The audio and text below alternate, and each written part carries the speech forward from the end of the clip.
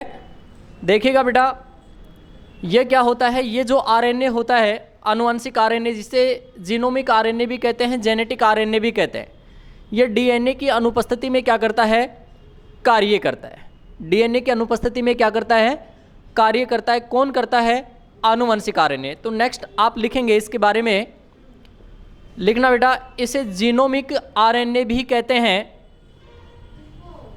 लिखूं, ये लो भाई, जीनोमिक आनुवंशिक आरएनए को, इसे जीनोमिक आरएनए भी कहते हैं। इसे जीनोमिक आरएनए भी कहते हैं क्योंकि यह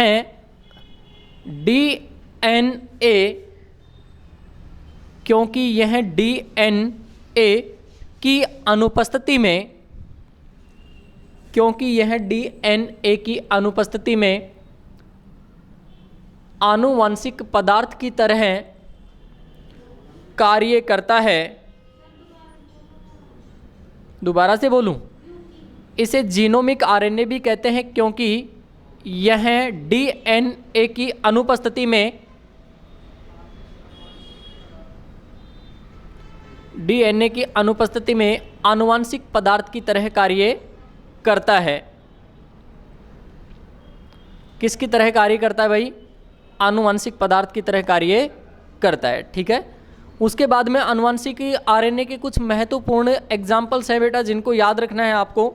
लिखना, यह आरएनए कुछ विषाणुओं में पाया जाता है। यह आरएनए, कौन सा आरएनए बेटा, जीनोमिक आरएनए या फिर जेनेटिक आरएनए।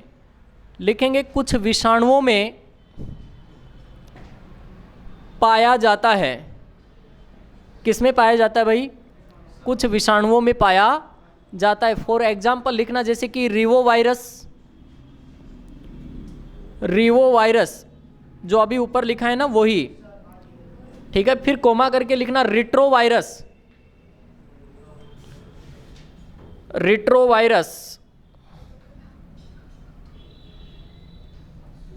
लिख लिया भाई।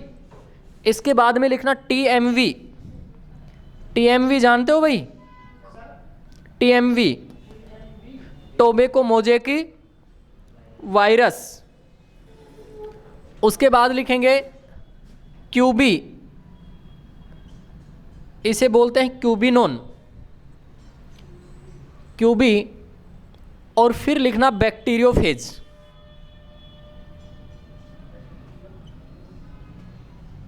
बैक्टीरियोफेज। जीवाणुभोजी जानते हो भाई, अरे गंगा के जल में कभी भी कीड़े नहीं पड़ते हैं। क्यों, क्योंकि उसमें क्या मिलता है, जीवाणुभोजी या फिर क्या मिलता है, बैक्टीरियोफेज मिलता है। ठीक है भाई। उसके बाद में लिखना बेटा आनुवंशिक आरएनए। नंबर 2, आनुवंशिक आरएनए, आनुवंशिक आरएनए,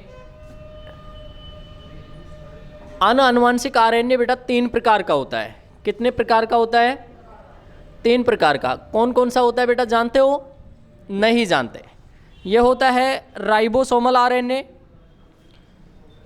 मैसेंजर आरएनए, और एक होता है ट्रांसफर आरएनए। ठीक है, तो आप लिख लें आनुवंशिक आरएनए। नंबर 2, नॉन जेनेटिक या फिर आनुवंशिक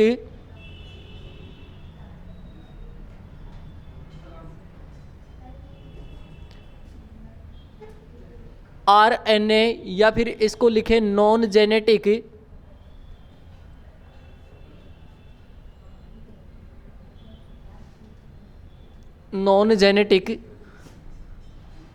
आरएनए, आनुवंशिक आरएनए, नॉन जेनेटिक आरएनए। ये 3 प्रकार का होगा। कितने प्रकार का होगा भाई, 3 प्रकार का। कौन कौन सा होगा, राइबोसोमल आरएनए, ट्रांसफर आरएनए और मैसेंजर आरएनए। याद रखिएगा बेटा, लिख लो, लिख लिया। चलो इसके बाद में सबसे पहले हम पढ़ेंगे आरएनए को पढ़ेंगे। किसको पढ़ेंगे भाई?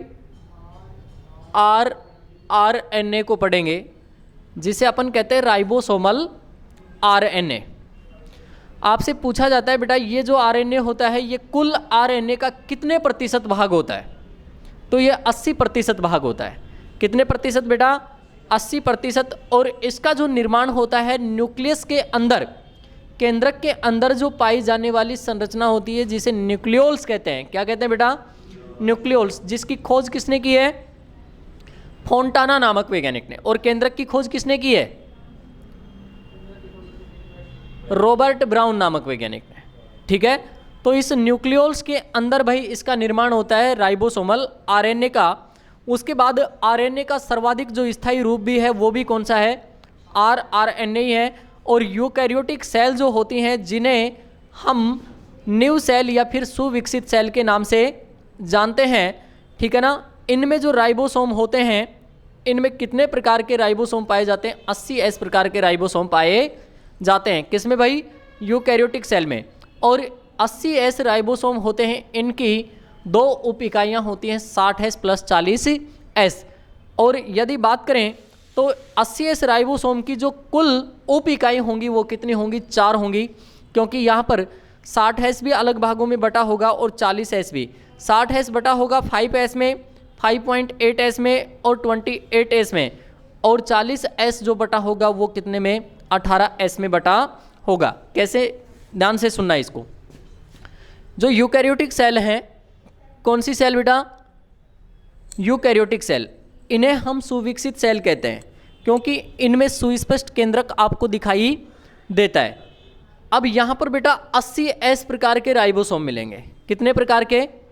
80S। और इसकी 2 सब यूनिट होंगी। क्या होंगी?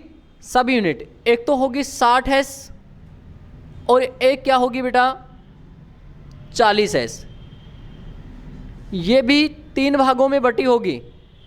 कितने भागों में? 3 भागों में। और ये एक भाग में बटी होगी। 18S, 5S, 5.8S और 28S।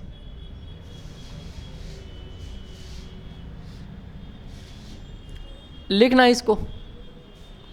पहली बार पढ़ रहे हो क्या यार? है भाई? पहली बार ही पढ़ रहे हो ये चीज़ें? हैं? दूसरी बार पढ़ रहे हो? पहली बार? चलो बेटा, कंपटीशन की दुनिया में आगे हो ना, तो ऐसे मुंह पाड़ने से ना काम नहीं चलेगा। काम कब चलता है? जब मास्टर आगे पढ़ा रहा हो और आपको ये लगे कि हाँ हमारी ये चीज़ें पढ़ी हुई है, तब की जाती है कोचिंग। कोचिंग तब की जाती है, आप ये सोचो कि हमें कुछ नहीं आता है और कोचिंग करके हम पास हो जाएंगे। किसी का बाप भी नहीं है भाई पास करवा देगा। हमारे पास में कोई ऐसा बहुत बड़ा मंत्र नहीं है कि हम आपको वो दे देंगे और आप पास हो जाओगे। हम आपके लिए मेहनत करते हैं, आपसे मेहनत करवाते हैं। ठीक है, हर एक चीज़ को बेटा ऐसे बताया जाता है कि कंपटीशन में क्या आ रहा है, क्या आ गया पहले और क्या आने वाला है। ठीक है, अब बताओ, राइबोसोम ही नहीं जानते, यूकैरियोटिक सेल ही नहीं जानते आप कि यूकैरियोटिक सेल क्या होती है? नाम तो ज़रूर सुना है आपने, प्रोकैरियोटिक सेल और यूकैरियोटिक सेल। नाम भी नहीं सुना है? कब पढ़ी थी बेटा? 8th में, 10th तक पढ़ी थी। उसके बाद में कहाँ चले गए थे फिर? अच्छा, आर्ट्स में चले गए थे। सभी के पास आर्ट्स थी। तो बेटा ये बातें तो मैं 8वीं क्लास की बता रहा हूँ आपको। 10वीं तक तो भाई ये बातें तो गलत है ना। चलो तुम बताऊँ क्या करना? ऐसे करना, 6 से 10 की किताबें खरीदना सारी साइंस की और उनको पढ़ना स्टार्ट करो। क्या बात है, बहुत अच्छे बेटा, है ना। तो लिखना इसको। कुछ बातें हैं वो आपको लिखी हुई नहीं मिलेंगी, है ना। वहाँ पर। ये थोड़ी सी अप लेवल की बात है, क्योंकि आपका जो सिलेबस दिया हुआ है सीईटी का, इसमें भी दे रखा है ग्रेजुएशन लेवल और 12th लेवल। तो ये चीज़ें आपको वहाँ 10th तक भी नहीं मिलेंगे। नोट्स मेरे को भी दिखाना आपके, है ना, कैसे बनाते हो। चलो लिखना, कुल आरएनए का 80% भाग राइबोसोमल आरएनए लिखना। यह है कुल आरएनए का 80% भाग। लिख लिया भाई? इसका निर्माण लिख लो केंद्रिका में।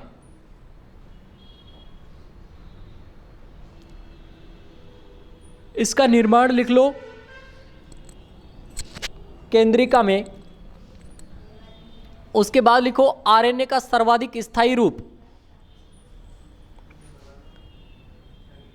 आरएनए का सर्वाधिक स्थायी रूप, आरएनए का सर्वाधिक स्थायी रूप लिख लिया भाई? उसके बाद लिखना यूकैरियोटिक सेल में पूछा जाता है, ये क्वेश्चन स्टार मार्क करके लिखना।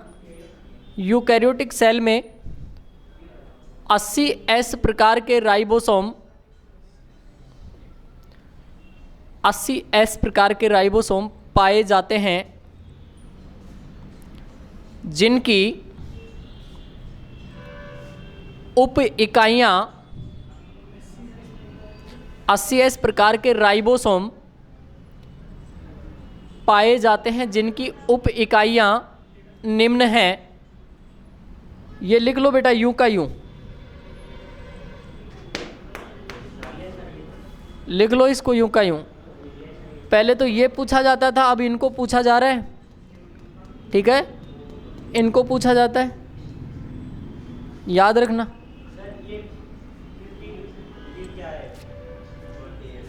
ये 5.8S, ठीक है, 5.8S लिखना, नोट लगाकर लिखना। इस प्रकार से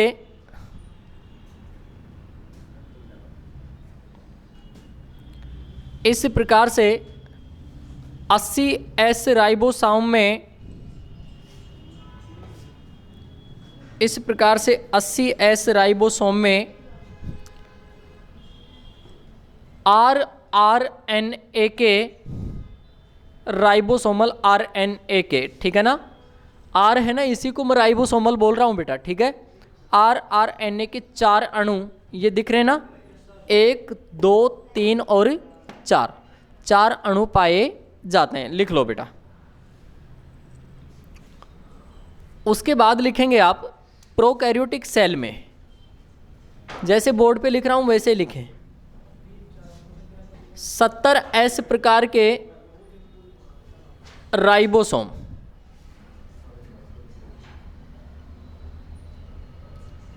70S प्रकार के राइबोसोम उपस्थित होते हैं, और इसको बेटा 2 भागों में बांटा गया है। एक तो है 50S और एक है 30S।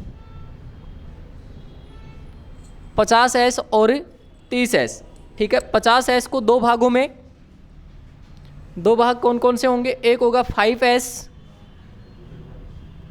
और एक होगा 23S। 23S, ठीक है। और 30S जो है, इसकी जो सब यूनिट होगी वो होगी 16S,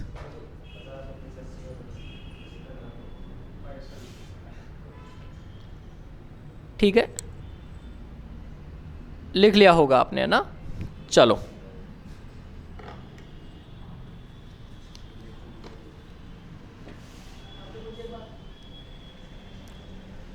लिख लिया भाई। चलो नेक्स्ट आप rRNA का महत्वपूर्ण कार्य लिख लो। rRNA का मुख्य कार्य, प्रोटीन संश्लेषण जानते हो बेटा? हाँ, तो प्रोटीन संश्लेषण करने का इनका मुख्य कार्य होता है। साथ में ध्यान रखना ट्रांसफर व मैसेंजर आरएनए होता है, इनको संधि स्थल प्रदान करना होता है। तो इसके बारे में लिखना, rRNA का मुख्य कार्य आरएनए का मुख्य कार्य प्रोटीन संश्लेषण के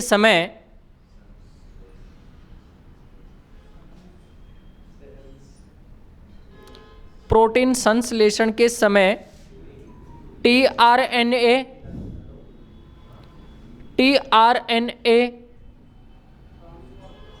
व एमआरएनए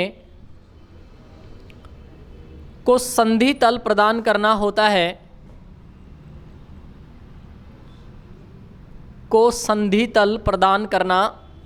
है, उसके बाद बेटा लिखेंगे आप ट्रांसफर आरएनए। कौन सा? Transfer RNA. इसको स्थानांतरण आरएनए भी कहते हैं। क्या कहते हैं बेटा? ट्रांसफर आरएनए, स्थानांतरण आरएनए भी कहते हैं। और सेकंड ग्रेड के एग्जाम में यहाँ से क्वेश्चन पूछा गया है बेटा। किसमें? सेकंड ग्रेड के एग्जाम में यहाँ से क्वेश्चन पूछा गया है। देखिएगा, ये कुल आरएनए का जो होता है 10 से 15% भाग होता है। कितना होता है बेटा? 10 से 15% भाग होता है। इसका निर्माण जो होता है केंद्रक में उपस्थित जो डीएनए होता है, डीएनए के द्वारा होता है, और इसे हम एसआरएनए भी कहते हैं। क्या कहते हैं बेटा? एसआरएनए भी कहते हैं, इसे अडेप्टर आरएनए भी कहते हैं, इसे अनुचलक आरएनए भी कहते हैं। और इसकी जो खोज की है होगलैंड, जेमेक्निक और स्टेप हैंसन नामक वैज्ञानिक ने की है। चलो लिखना बेटा, इसकी खोज लिखना, होगलैंड, इसकी खोज लिखना होगलैंड, फिर लिखना जेमेक्निक,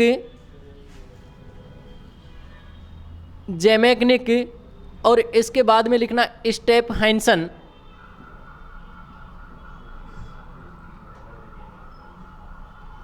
इसकी खोज होगलैंड, जेमेक्निक और स्टेप हैंसन नामक वैज्ञानिक ने की है। ठीक है। उसके बाद में लिखना बेटा कुल आरएनए का 10 से 15% भाग। 3 वैज्ञानिक हैं,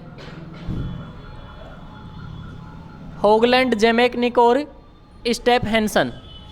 याद रख सकते हैं इन नामों को आप। ठीक है भाई। स्टेप हैंसन, हैंडसम नहीं, हैंसन। ठीक है भाई। उसके बाद लिखना ये कुल आरएनए का 10 से 15% भाग होता है। लिख लिया। फिर लिखना इसका निर्माण केंद्रक में डीएनए के द्वारा,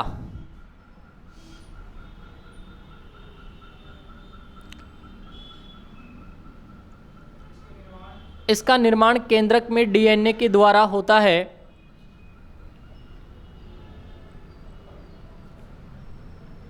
नेक्स्ट लिखना ये सबसे छोटे आकार का आरएनए है,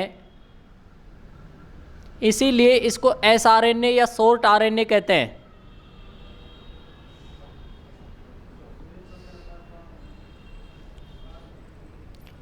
ठीक है भाई। कोई ज़रूरी नहीं है लिखने का। एसआरएनए, शॉर्ट आरएनए। ठीक है बेटा। उसके बाद में लिखना इसकी संरचना सर्वाधिक जटिल होती है। छोटे छोटे बिंदु लिख लो इनको। इसकी संरचना सर्वाधिक जटिल,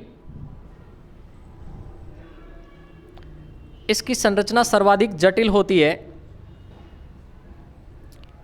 उसके बाद में एक वैज्ञानिक आए जिनका नाम था बेटा होले। क्या नाम था? होले नाम था। ये नाम देखो कैसे कैसे हैं, ये एक भी नहीं है, ये भारत के नहीं है बेटा, ये सभी फॉरेन है, सब बाहर के हैं। कहाँ के हैं? बाहर के हैं। कोई फ्रांस का है, कोई जर्मनी का है, कोई इंग्लैंड का है ना, कोई नीदरलैंड का है। तो ये सभी बाहर के वासी हैं भाई, जो अपने इंडिया में आए और यहाँ पर कार्य किया। ठीक है। और इन्हीं को आज हम पढ़ रहे हैं, इन्हीं को हम पढ़ रहे हैं। किसी ने कहा है कि ये नाम दूं या वो नाम दूं, किसी ने कहा है ये नाम दूं या वो नाम दूं, नाम हो जाते हैं दुनिया में बदनाम, इसलिए सोचा कि बेनाम ही रहने दो। इसलिए सोचा कि बेनाम ही रहने दो। तुम जो नाम देते हो, किसी को गधेड़ा कहते हो, किसी को पता नहीं क्या क्या कहते हो, है ना। हाँ, ये जो नाम है ये दुनिया में नहीं आते बेटा, इन्होंने कुछ नाम दिया है, इन्होंने नाम दिया, इसलिए दुनिया के सामने आज हम इनको पढ़ रहे हैं, है ना। आज तो पता नहीं कैसे कैसे नाम देते हैं, कोई सोना कहता है तो कोई बाबू कहता है? ये कोई नाम देने के होते हैं क्या? है भाई, ये कोई नाम देने के होते हैं क्या? नहीं। ठीक है भाई, तो होले नामक वैज्ञानिक आए और इन्होंने क्या किया बेटा, जो ट्रांसफर आरएनए है, कौन सा आरएनए बेटा? ट्रांसफर आरएनए, इसका एक मॉडल दिया और इस मॉडल का नाम है क्लोवर लीफ मॉडल। क्या नाम है बेटा? Clover leaf model. तो नेक्स्ट आप लिखेंगे, नोट डाल के लिखना, होले नामक वैज्ञानिक ने, होले की स्पेलिंग सही लिखना भाई, HOLLEY। होले नामक वैज्ञानिक ने tRNA का क्लोवर लीफ मॉडल, ये लिख रखा, क्लोवर लीफ मॉडल, ये रहा क्लोवर लीफ मॉडल प्रस्तुत किया। कौन सा मॉडल प्रस्तुत किया बेटा? Clover leaf model.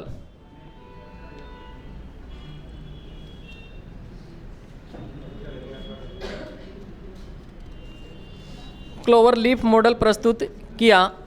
इसके बाद में लिखना बेटा, इसका मुख्य कार्य लिखना, इसका मुख्य कार्य लिखना, यह प्रोटीन संश्लेषण के समय, यह प्रोटीन संश्लेषण के समय, यह प्रोटीन संश्लेषण के समय अमीनो अम्लों के, यह प्रोटीन संश्लेषण के समय अमीनो अम्लों के वाहक का कार्य करता है।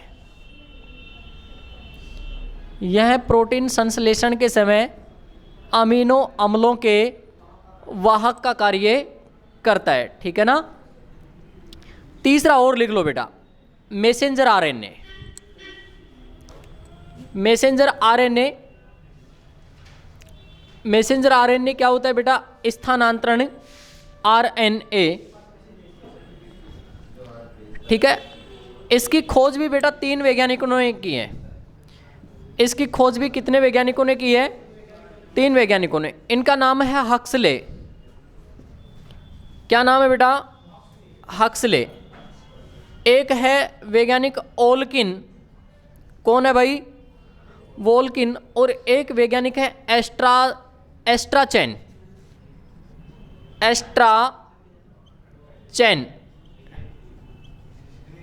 ये 3 वैज्ञानिक है, इन्होंने किसकी खोज की है बेटा? मैसेंजर आरएनए की, mRNA की खोज की है। फिर इसको भाई मैसेंजर आरएनए कहा किसने? वोल्किन ही है भाई। हाँ,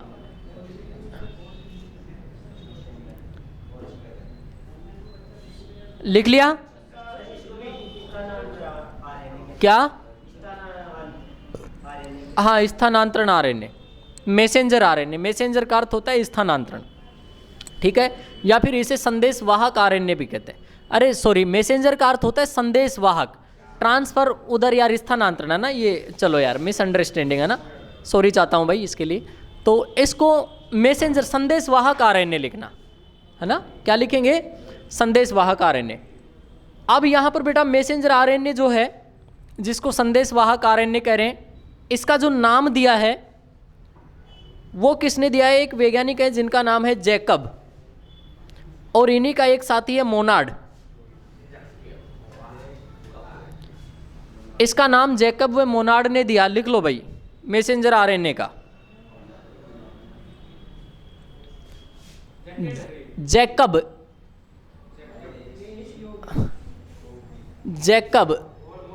हाँ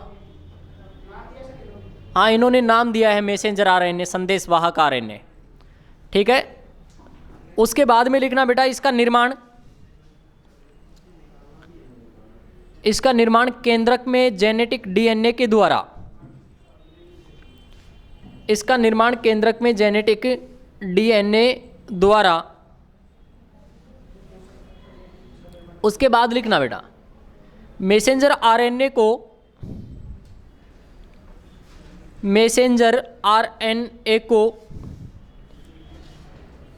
टेम्पलेट आरएनए भी कहा जाता है। मैसेंजर आरएनए जो है इसको टेम्पलेट आरएनए भी कहा जाता है। मैसेंजर आरएनए को टेम्पलेट आरएनए भी कहा जाता है। क्या कहा जाता है बेटा? इसी के साथ आपका डीएनए और आरएनए भी क्या होता है?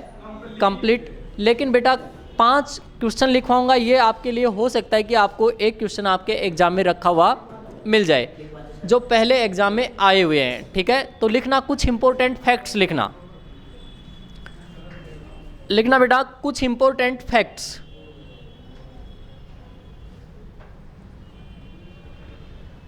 कुछ इंपॉर्टेंट फैक्ट्स, ठीक है, कुछ महत्वपूर्ण तथ्य लिखना भाई। डीएनए से आरएनए बनने की विधि को, यही क्वेश्चन पूछा जाता है भाई। डीएनए से आरएनए बनने की विधि को अनुलेखन, अनुलेखन या फिर इसे आप कह सकते हैं बेटा ट्रांसक्रिप्शन, ट्रांसक्रिप्शन कहते हैं। डीएनए से आरएनए बनने की जो क्रिया होती है उसे हम अनुलेखन कहते हैं, ट्रांसक्रिप्शन कहते हैं। ठीक है, उसके बाद में लिखना डीएनए केंद्रक में, डीएनए केंद्रक में जबकि, डीएनए केंद्रक में जबकि आरएनए केंद्रक व कोशिका द्रव्य दोनों में, जबकि आरएनए केंद्रक व कोशिका द्रव्य दोनों में पाया जाता है, दोनों में पाया जाता है। उसके बाद में लिखना भाई, लिखना वाटसन एवं क्रिक का मॉडल कौन सा था बेटा? वाटसन एवं क्रिक ने कौन सा मॉडल दिया था? अरे डबल हेलिक्स मॉडल दिया था कि नहीं? तो वो कौन से प्रकार का? बी प्रकार का। लिखना, इसको लिखें डीएनए का वाटसन एवं क्रिक मॉडल, सीधा एग्जाम में क्वेश्चन पूछा जाता है। वाटसन का, वाटसन एवं क्रिक का डीएनए मॉडल बी प्रकार का होता है। ठीक है, उसके बाद में लिखना एक केंद्रीकाभ, एक केंद्रीकाभ, बोर्ड पे देख के लिखे बेटा केंद्रीकाभ, एक केंद्रीकाभ डीएनए व हिस्टोन प्रोटीन,